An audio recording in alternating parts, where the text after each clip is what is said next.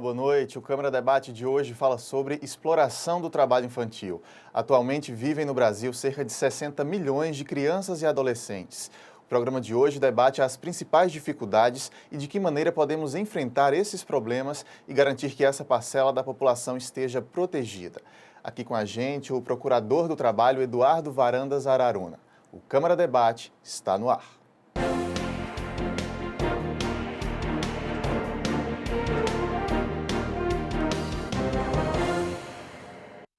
Você de casa que nos acompanha, seja muito bem-vindo ao Câmara Debate. O senhor também, doutor Eduardo, muito obrigado pela presença aqui hoje. Boa noite para o senhor. Boa noite, é um prazer estar aqui. Queria começar falando de exploração sexual de crianças e adolescentes. A gente está no período da Copa do Mundo. É um período mais propício para isso acontecer? O MPT precisa estar aí atento a isso? E é muito preocupante, na verdade. O país ele já tem uma imagem perante o exterior de mulheres extremamente sensuais, mas lamentavelmente fáceis e compráveis, o que é uma imagem falsa, mas que vem sendo alimentada. E a partir do momento em que você tem um mega evento como a Copa do Mundo e que há uma atratividade enorme de uma quantidade razoável de estrangeiros para cá, essas pessoas vêm, obviamente, alguma delas, com a intenção do turismo sexual. E dentro desse turismo sexual, lamentavelmente, uma fatia significativa envolve crianças e adolescentes. Só para se ter uma ideia, na Copa do Mundo da África do Sul, houve um registro lamentável de 60 mil crianças sexualmente exploradas durante o evento. Então, a gente tem tentado minimizar as consequências desse maldito turismo sexual que acaba assolando o Brasil inteiro, mas eu acho que o governo brasileiro ele não se preparou adequadamente para o enfrentamento do problema. Há algum registro já aqui? A gente está entre duas sedes, né? A nossa capital está entre duas capitais que recebem jogos. Há algum registro aqui em João Pessoa? Bom, nós já temos algumas denúncias feitas pelo Disque 100 que estão em apuração. Agora, o que eu temo é que não haja a denúncia feita pela população como nós gostaríamos. E, paralelamente à questão da denúncia, eu acho que deveria ter havido uma capacitação da polícia, uma capacitação de conselheiros tutelares para trabalharem durante a Copa. E não houve, de fato, essa preocupação por parte do governo federal, seja do governo dos estados federados. E aí o que é que acontece? Nós temos um aparato público hoje, ao meu ver, despreparado para um problema dessa natureza em face de um mega evento como é a Copa do Mundo. Então, ainda que a população denuncie e ainda que a denúncia seja em massa, eu vejo um poder público sucateado e não capacitado para enfrentar a exploração sexual na sua vertente internacional. Como resolver isso, doutor? De imediato, como correr atrás desse prejuízo de não estarmos capacitados, como o senhor falou, e para outros eventos, para outros grandes eventos como a Copa do Mundo, como resolver isso? Bom, quanto à Copa do Mundo, nós estamos correndo atrás do prejuízo. Fizemos uma campanha de conscientização, estamos pedindo à população que participe, seja nossa parceira nessa luta e denuncie, procure a Delegacia de Polícia, o Disque 100, o Ministério Público do Estado, o Ministério Público do Trabalho, o que de fato de denúncia bater nas procuradorias ou nas promotorias, tenho certeza que se procurará apurar da melhor forma possível. Agora, o sistema como um todo, ele é ineficiente e, na verdade, é uma desconexão entre as diversas autoridades com competência concorrente para apurar o problema. Então, eu acho que, lamentavelmente, nós vamos ter um resultado desagradável no final da Copa no que se refere a números ligados ao turismo sexual ou à exploração sexual através do turismo. Isso, pelo menos, que nos sirva como exemplo e lição para quando vierem as Olimpíadas, que é outro mega evento que também trará consequências semelhantes no que se refere à exploração sexual através do turismo. O governo brasileiro ele teve tempo de sobra para se preparar desde a candidatura do Brasil como sede da Copa do Mundo e, na verdade, houve um descaso completo. Toda a prioridade foi na construção dos estádios, não é? Que muitos terminaram no apagar das luzes, o início praticamente das festividades da Copa, e se acabou de se esquecendo da dignidade da criança e do adolescente. A gente tem um vídeo, inclusive, da campanha preparada para a Copa do Mundo. Vamos assistir esse vídeo e a gente volta comentando. Tá chegando o momento que a gente sempre esperou. Nós não podemos perder essa oportunidade. É por isso que eu não quero ver ninguém fazendo corpo mole, entendeu? É pra ir pra cima deles, chegar junto. Vocês têm que entender que vocês estão aqui pra se entregar de verdade. Vamos lá, a hora é essa! Cadê o sorriso, menina? Vai, bonita! Exploração sexual de crianças e adolescentes é crime. Denuncie. Tá aí, reforçar ali o Disque 100. Agora a gente vê, às vezes, doutor Eduardo, uma resistência, talvez, da população em querer denunciar, em querer se envolver com o assunto que muitas vezes a pessoa considera que não é problema meu. A garantia do anonimato, a segurança para a população, para um cidadão que quer denunciar um caso desse? A identidade do denunciante é extremamente preservada, não há nenhuma exposição. Nós temos um cuidado redobrado quanto a isso. Agora, existe também uma questão cultural que é preciso que seja dita. Por exemplo, no interior do estado, meninas são prostituídas, são sexualmente exploradas na pracinha, em frente à delegacia, em frente à igreja, em frente à prefeitura. Nós temos ainda, em muitos rincões do Brasil, aquela mentalidade um pouco escravocrata, adultocêntrica, de que criança pobre, adolescente pobre, é a prostituta, é a marginal, quando na verdade é a verdadeira vítima de um Estado omisso, adultocêntrico, machista, preconceituoso. Então nós precisamos mudar essa mentalidade. Na verdade, nós não estamos mais na época do Brasil colônia, quando o senhor de engenho invadia as senzalas e violentava a negrinha virgem.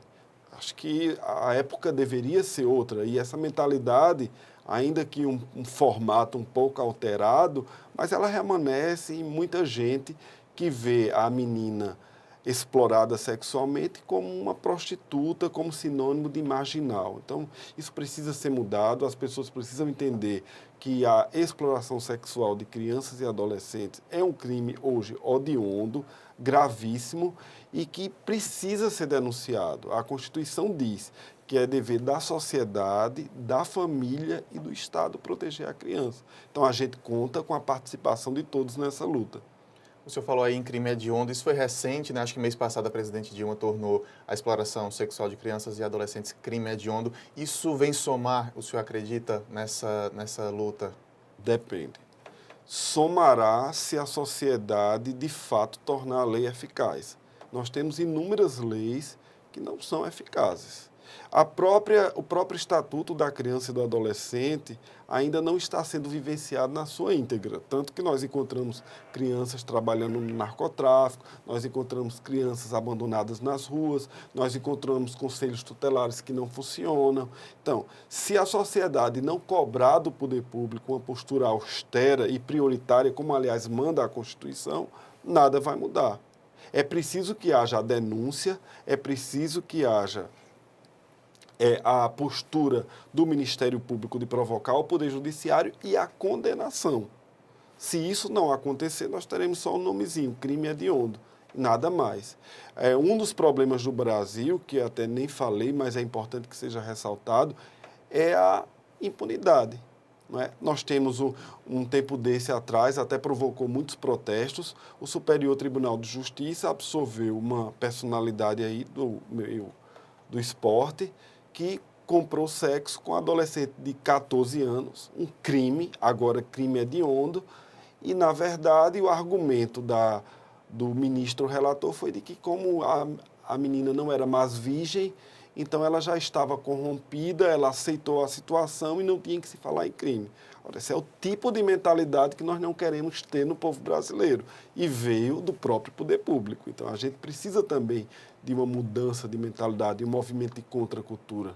Por isso que nós estamos batendo tanto na questão das campanhas. A população precisa acordar e entender que nós estamos comprometendo o nosso próprio futuro, cada vez que uma criança é sexualmente explorada. Nossas leis são poucas ou são falhas a esse respeito? Não, pelo menos no que se refere à proteção da criança e do adolescente, nós temos um diploma legal de ótima qualidade, certo? Que é o Estatuto da Criança e do Adolescente.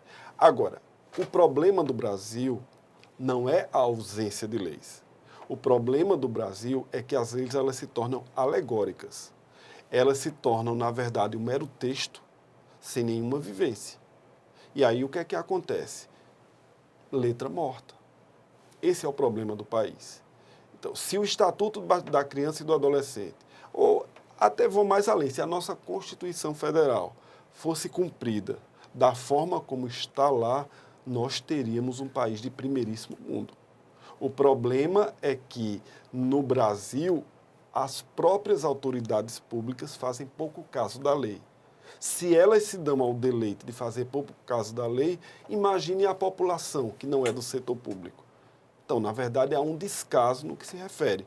Nós temos inúmeras leis inefetivas no Brasil exatamente por causa dessa cultura do jeitinho brasileiro, que nada mais é do que burlar a lei para perseguir algum tipo de vantagem. Então, É uma realidade o tráfico internacional de pessoas? Eu acho que esse debate ficou mais intenso no Brasil de um ano para cá, quando a novela da Glória Pérez falou sobre isso, mas muita gente ainda acredita que é coisa de ficção, que não está perto da gente. Há registros, de fato, disso acontecendo aqui perto da gente? há registro de inúmeros fatos no Brasil, alguns estados mais vulneráveis, outros menos, mas quase todas as unidades da federação sofrem com a problemática do tráfico internacional de seres humanos. Inclusive, a nível internacional, é uma das atividades criminosas mais lucrativas do mundo. Na verdade, é a segunda, só perdendo para o tráfico internacional de drogas. Então, a situação é preocupante e real. Nós tivemos, por exemplo, aqui na Paraíba, perto da região de Araçagi, tráfico internacional de travestis. Meninos com 18 anos eram transformados em travestis e eram traficados para a Itália, para lá venderem seus corpos e trabalharem como escravos do sexo. Esse processo ainda está em andamento na Justiça do Trabalho e na Justiça Federal, mas foi devidamente apurado pela Polícia Federal e é uma realidade. E fora os casos que não nos chegam, porque, lamentavelmente, no Brasil, sem nenhum desmerecimento a profissional do sexo, que merece, inclusive, nosso respeito enquanto profissional, mas uma professora do ensino público fundamental ganha menos do que uma prostituta. Então, a partir dessa situação de vulnerabilidade econômica de algumas profissões no mercado de trabalho brasileiro, muitas pessoas se sentem atraídas pelo mercado do sexo fora do Brasil. E aí são muitas vezes enganadas com propostas promissoras, com uma remuneração que não vai corresponder à verdade, chegam no país destino, têm seus passaportes capturados e passam a trabalhar como escravas do sexo. Nesse caso específico de Araçagi, por exemplo, tem um relato de uma travesti que a cafetina achou que sua forma física não estava tão atraente e injetou silicone caseiro no seu corpo e ela teve que ir trabalhar com o silicone escorrendo por dentro do corpo e sofrendo dores insuportáveis. Então, quer dizer, é um crime contra a humanidade e que muitas vezes a gente não está perto porque ocorre nos porões da cidade.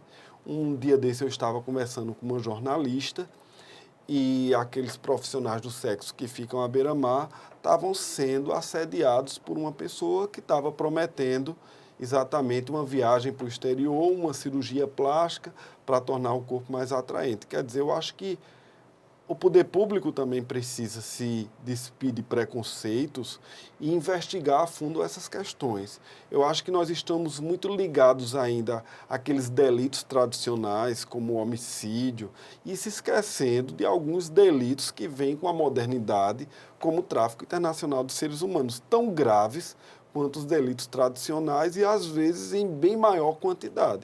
Atinge crianças e adolescentes também ou é menos frequente? É menos frequente pela dificuldade de trasladar uma criança ou adolescente de um país para outro. Precisaria da permissão do representante legal, ter-se-ia que recorrer ao Poder Judiciário e fica mais difícil, de fato, por causa da burocracia.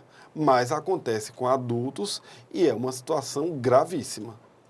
Doutor Eduardo, para a gente passar para outros tipos de exploração do trabalho infantil, primeiro eu queria entender o que caracteriza o trabalho infantil? É a idade, é a carga sobre essa criança? Não, primeiro é a idade. A Constituição proíbe, na verdade, o trabalho efetivo de menores em qualquer atividade e de 16 a 18 anos é permitido o trabalho, exceto trabalho perigoso, penoso e insalubre. Então, os limites são os limites constitucionais e o critério escolhido foi a idade.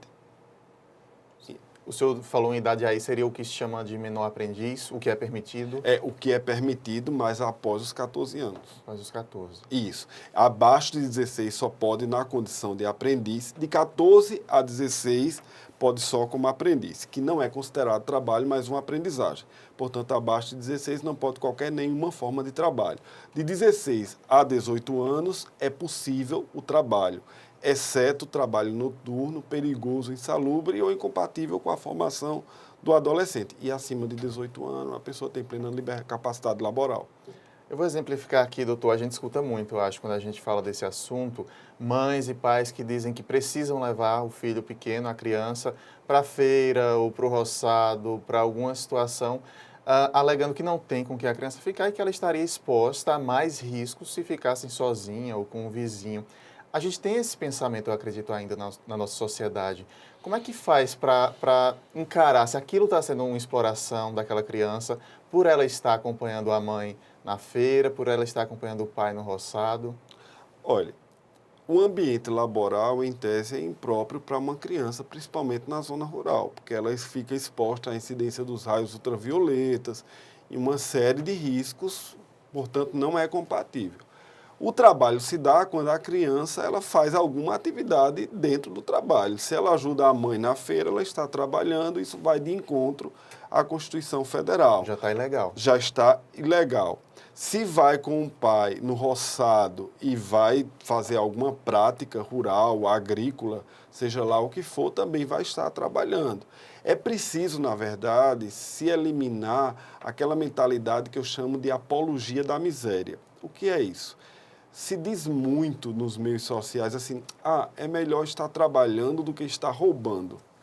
Certamente você já deve ter ouvido Sem essa dúvida. fala. Essa frase, obviamente, quando se é dita, só se aplica à criança pobre.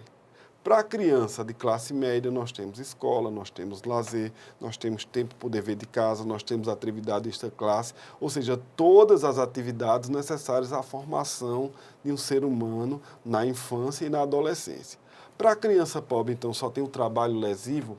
Foi feita uma pesquisa no Carandiru, antes de ser extinto o presídio, e 90% daqueles apenados trabalharam enquanto crianças e adolescentes. Uma criança que está no roçado ao lado do pai, ela está perdendo horas de estudo extraclasse, possivelmente não vai ter como frequentar a escola adequadamente, ou ainda que frequentando, vai estar cansada, porque passa a tarde ou o turno livre, que seja, junto com um familiar, num ambiente impróprio. Então, isso precisa ser repensado. Quando a Constituição, na verdade, proíbe o trabalho infantil, ela não o faz por uma simples vontade do legislador. É com base em pesquisas internacionais e com base nas convenções da Organização Internacional do Trabalho. Exatamente que avaliou quais as idades apropriadas para que o ser humano seja inserido no mercado de trabalho. Então, quando nós tiramos uma criança da escola e colocamos no trabalho, nós estamos comprometendo o futuro dessa criança. Essa criança, ao se tornar adulto, ela se tornará um adulto desqualificado para o mercado, porque ela não estudou e não aprendeu uma profissão, ela não se preparou para o mercado de trabalho competitivo do século XXI, portanto, vai ter seu futuro comprometido. Então, o ciclo vicioso, eu trabalhei enquanto criança, meus filhos vão trabalhar enquanto criança, mas nenhum de nós da família conseguirá um emprego adequado, porque não houve capacitação profissional, não houve dedicação ao estudo. Fora que se perde o aspecto lúdico da infância, da brincadeira, que isso é muito importante psicologicamente para um ser humano que está se formando. Então, eu acho um aspecto gravíssimo da sociedade se achar que criança pode trabalhar. Essa mentalidade tem que acabar. Isso é uma forma, na verdade, de não se cobrar do poder público as políticas públicas necessárias para investir na escola pública, na dupla jornada, em atividades artísticas na escola, em atividades esportivas na escola, além do currículo tradicional que é feito nas escolas. Então, isso precisa de fato mudar. Eu acho que um país que não cuida da sua criança, ele não deve ser nem chamado de nação, muito mais de um Estado democrático de direito, como o Brasil pretende ser um dia. A gente vê aí que o problema é bem mais profundo, né? Porque certamente o pai que está levando o filho para o roçado talvez não tenha uma escola em tempo integral lá na cidade dele, talvez não tenha uma opção para ele deixar essa criança. Quer dizer, há uma necessidade da integridade dos setores de educação, de saúde. O senhor vê que o Brasil caminha para isso? Há uma boa relação entre os diversos setores? Bom, é dever do Ministério Público que todos os seus ramos cobrar essa integralidade, como você bem falou, da proteção à criança e ao adolescente. O problema que eu acho é que no Brasil a questão pública ela é vista com certo menoscabo pelos próprios administradores. Se você for fazer um balanço nas escolas públicas estaduais e municipais, você verá que existe não só problemas estruturais, físicos mesmo, como também questões de falta de capacitação dos professores, baixa remuneração. Na outra questão do tráfico internacional de seres humanos, eu estava dizendo que uma prostituta ganha mais do que uma professora do ensino público fundamental. Ora, um professor mal remunerado, ele naturalmente estará desmotivado a dar aula.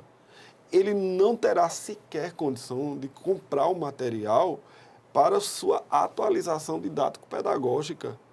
Então, quer dizer, é um problema muito sério. Enquanto que países como o Japão, por exemplo, um único profissional é dito lá, um ditado popular, que o imperador presta reverência, baixa a cabeça, é a um professor. No Brasil, o professor é desqualificado, é mal treinado, mal remunerado. Então, dentro dessa estrutura toda, fica muito difícil o Ministério Público exigir todos os direitos que a criança e o adolescente fazem jus. Eu queria outra definição do senhor também, doutor Eduardo, é trabalho escravo. Como é que a gente caracteriza se uma criança, um adolescente ou mesmo um adulto está trabalhando em regime escravo? Bom, a primeira característica do trabalho escravo é a situação degradante, né? Situação de degradação, uma situação indigna de trabalho. Então, assim, jornadas de trabalho exaustivas, 14, 15 horas diárias de trabalho. Outra característica, além da questão da situação degradante, é a diminuição da liberdade, da autodeterminação do trabalhador no ambiente de trabalho. Um caso muito comum é o da servidão por dívidas, por exemplo. Acontece muito no tráfico interno de trabalhadores. Um trabalhador da Paraíba é levado para trabalhar numa fazenda lá no Maranhão. E a fazenda é distante, então o próprio empregador vende os meios de manutenção do empregado, alimentação, vestuário, e eles vendem com valores superfaturados. Então, o salário do empregado nunca dá para pagar completamente o que ele adquire. Então, ele fica escravo da dívida. Essa é outra característica, é a diminuição da liberdade do empregado dentro da relação de trabalho, por diversas circunstâncias.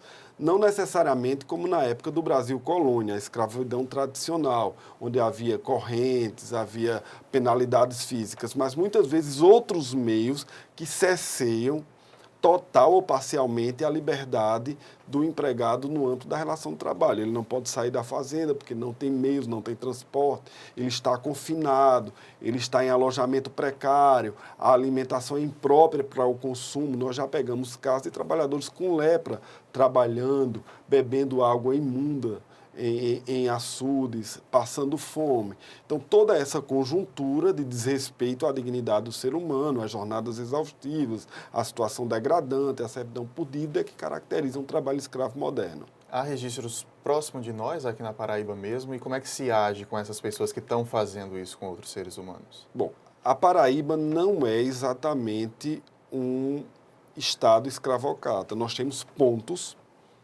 focos de evidência de trabalho escravo, mas logo são debelados.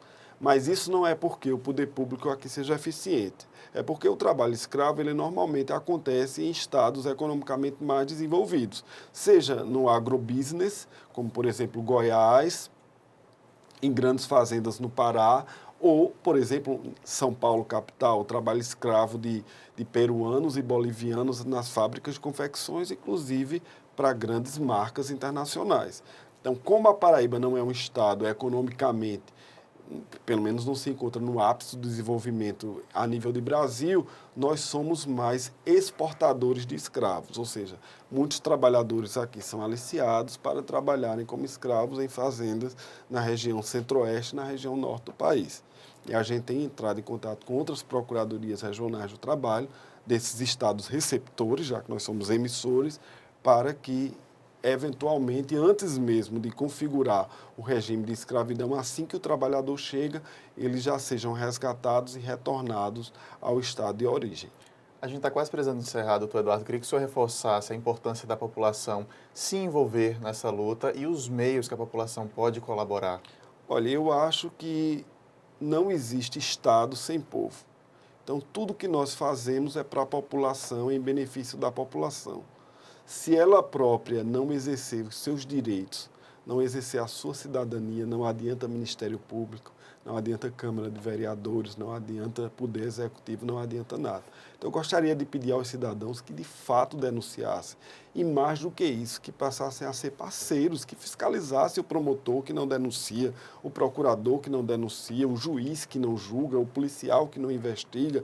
Nós temos diversos órgãos no Estado Democrático de Direito para melhorar os horizontes. E eu só espero que esses horizontes venham. As denúncias podem ser feitas por telefone, pelo site da Procuradoria, pelo Disque 100, está na internet. E hoje a informação é muito acessível, não há desculpa para não denunciar.